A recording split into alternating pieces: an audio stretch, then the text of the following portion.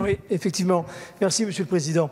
Chers collègues, Madame la Ministre, je voulais effectivement intervenir brièvement afin de préciser les enjeux de l'article 37, qui est, il faut bien le dire, l'article véritablement maritime de cette LOM.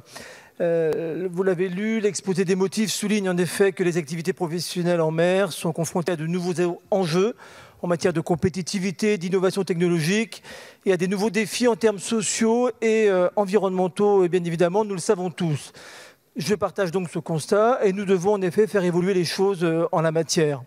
Toutefois, élu d'un territoire largement tourné vers la mer, je me permettrai de rappeler quelques éléments qu'il s'agit de prendre en compte.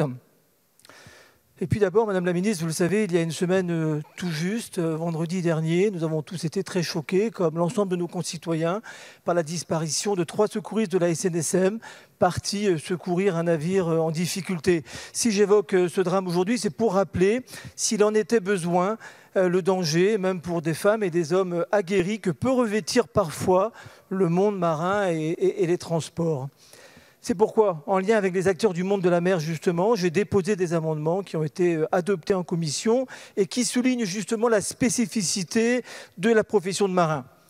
Parce que être marin, cela ne s'improvise pas. Parce que les marins disposent, en raison même de leurs conditions très spécifiques de travail, d'un régime social adapté qui ne peut être calqué sur le régime classique. Je vous remercie, Madame la Ministre, d'avoir accepté 2 amendements qui encadrent plus fortement les dérogations au régime de l'ENIM pour les marins qui exercent cette activité à titre accessoire. Ces dérogations doivent se limiter ainsi à ceux qui exercent de très courts déplacements en mer, par exemple des personnes exerçant à l'intérieur même d'un port. En règle générale, il s'agit de travailleurs saisonniers ou de fonctionnaires communaux et de fait, ils n'exercent cette activité que d'une manière accessoire à une autre activité.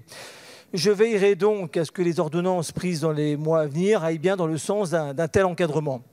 À propos de dérogation ou d'assouplissement, je me félicite aussi qu'en commission, nous ayons pu permettre aux jeunes marins stagiaires d'élargir l'amplitude horaire de leur journée afin qu'ils puissent réellement appréhender toute la réalité du milieu maritime et ainsi déroger pour leur permettre de découvrir également de nuit ce qui correspond en fait à la réalité du travail de marin à travers les stages de marée découverte notamment. Autre sujet, la fin du contrôle systématique des navires de moins de 24 mètres.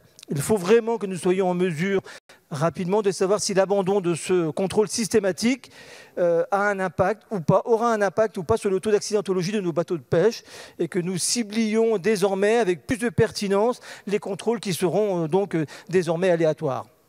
Concernant les navires sans pilote, je tiens à dire également que l'acceptation de cet alinéa relatif à ce sujet ne revient pas à accorder un blanc-seing en la matière, loin de là. Ils doivent rester l'exception et il s'agit bien ici au contraire de préserver avant tout la sécurité maritime.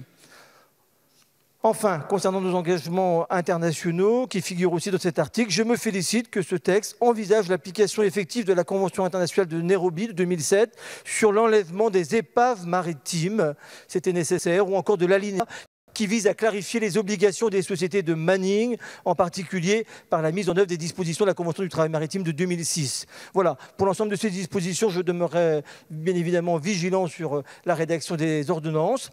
Et enfin, je proposerai et défendrai tout à l'heure, après cet article, un amendement visant à ce que les organisations représentatives des gens de mer puissent être celles qui seront consultées sur les sujets de politique de l'emploi, de l'orientation et de la formation professionnelle initiale et continue maritime, car cela avait été oublié dans la loi du 5 septembre 2018 pour la liberté de choisir son avenir professionnel. Et il convient donc aujourd'hui de le rectifier. Donc pour tout cela, Madame la Présidente, Madame la Ministre, je vous remercie.